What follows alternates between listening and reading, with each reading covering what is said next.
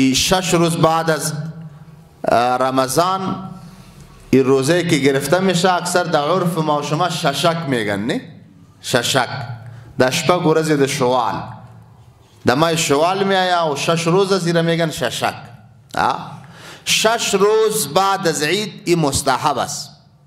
حدیث میآیا رسول الله مبارک صلی الله علیه وسلم می فرماید من صام رمضان، کسی ماه مبارک رمضان روزه گرفت، ثم اتبعه 6 من شوال، بعد 6 روزی از شوال از ماه شوال المکرم کتش یک جای کرد. این 6 روزی که در ماه شوال روزه میگیره رسول الله مبارک علیه السلام می فرماید ای که صیام دهر مانند روزه کل سال و کل زمان شد. چی مطلب؟ فقهای ما میگن این ماه مبارک رمضان که روزه گرفتی 30 روز، امکان داره امسال 30 روز پورا بیایا.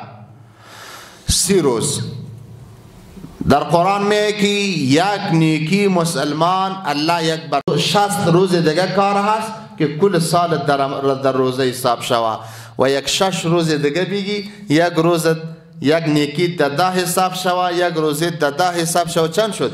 60. 300 روزه در رمضان حساب شده بود، 6 روزه که بعد از رمضان گرفتی 60 او شد، مجموعه چند شد؟ 360.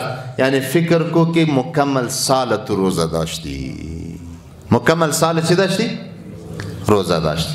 یک حکمت دیگه علما بیان میکنن 6 روز بعد از شوال که روزه میگیری دی اشاره است به سوی ازی که مسلمان نشان میده تقوای خود و محبت خود به الله و به روزه نشان میده. یک ماه روزه گرفته حال به الله نشان میده که یا الله ما به یک ماه روزه گرفتن به تنگ نبودم، یک ماه روزه گرفتن سر ما فشار نبود، یا الله این 30 روزه که من روزه گرفتم با کدام مقصد دیگه نگرفتیم، الله یک ماه که روزه گرفتم بر رضای تو گرفتیم، اینقدر راضی هستم حال که بعد از رمضان ایت سر ما فرضم نیست اینه یک 6 روز دیگه هم میگیرم. یک 6 روز چی هم میگیرم؟ 6 روز بعد رمضان گرفتنت نشاندهی زیرا میکنه که تو در یک ماه رمضان چی بودی؟ بسیار خوش بودی، سری تو فشار نبود. حال اینا اینقدر ما خوش بودم که حالی یک 6 روزی دیگم سر بالایش میگیرم. او خود سر ما فرض بود، حالی بعد از این خود فرض نیست، نفل است. خب ما اینقدر خوش هستم یا الله که ما حالی اما فرض تا خویی که با خوشحالی گرفتم که این حالی 6 روزی دیگه هم میگیرم. 2 حکمت داره گفتم. اولی که صیام دهر میشه، 30 روز رمضان مثل 300 روزه که روزه گرفته باشی یک نیکیت به 10 حساب میشه. 30 روز رمضانت 300 روزه که روزه گرفته باشی 6 روز دیگه گرفتی 60 روز، مجموعه شد ایام سال 360 روز. 360 روزه تو گرفته ای. پروردگار توفیق نصیب بگرداند. خو این روزه را بعد از اول عید گرفته میتونیم.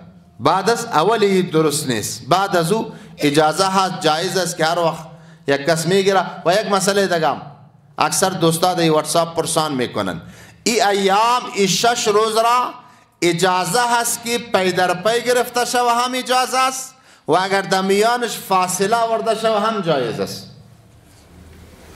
در هفته 2 روز میگیری، در هفته 2 روز، در 3 هفته میشه 6 روز، هیچ مشکل نیست. اگر این 6 روز پی در پی گرفتی هم درست، اگر در بینش فاصله آوردی هم درست، کدام مشکلی نداره.